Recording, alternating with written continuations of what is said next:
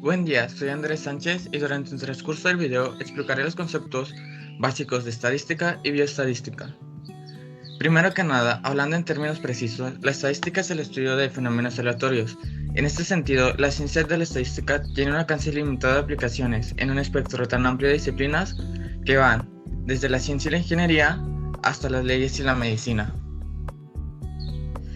Su campo de estudio está relacionado con la recopilación, organización y resumen de los datos, y así como la obtención de inferencias acerca de un conjunto de datos cuando solo se observa una parte de ellos. Existen dos tipos de estadística, la descriptiva y la inferencial. La estadística descriptiva es valiosa en casos donde se encuentra disponible la población completa y no existe incertidumbre, o cuando se tiene a la mano grandes conjuntos de datos que pueden o no considerarse como muestras aleatorias.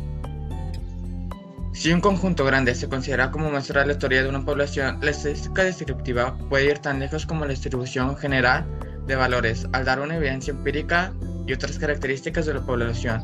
Esta evidencia tiene un apreciable valor, puesto que afirma ciertas suposiciones que deben formularse en la aplicación de la inferencia estadística.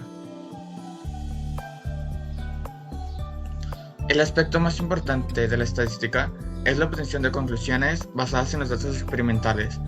Este proceso se conoce como inferencia estadística.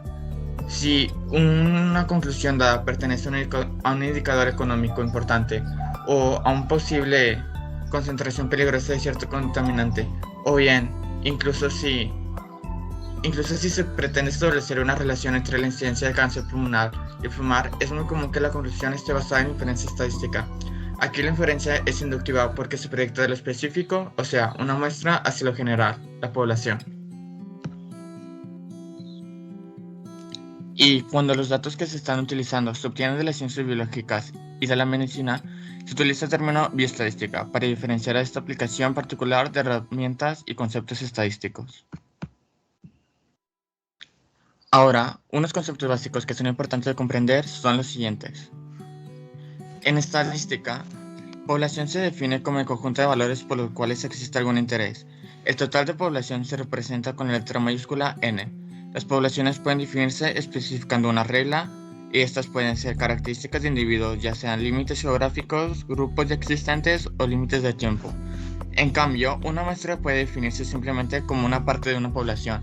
Hay muchos tipos de muestras que pueden seleccionarse de una población. Por ejemplo, en el universo de un hospital, los pacientes encamados son elementos que conforman parte de este universo, pero también pueden ser el personal e incluso los servicios que se brindan. Los datos que se obtienen de esta muestra no son útiles o significativos como tal. Esto es, hasta que son procesados y son convertidos en información. Esta es la diferencia básica entre datos e información. Hay que hacer notar que la información obtenida en un proceso puede servir como dato para otro proceso.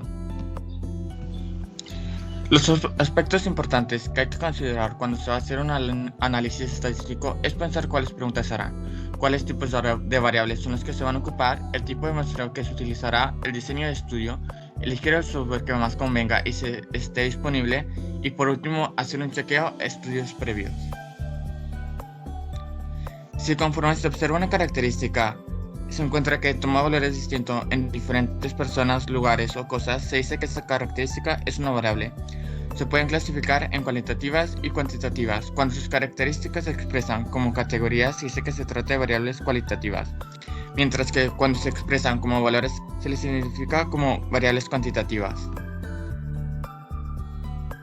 Observaciones cuantitativas brindan datos discretos en los que se admiten valores individuales en números enteros, como por ejemplo el número de camas de un hospital o la edad de las personas.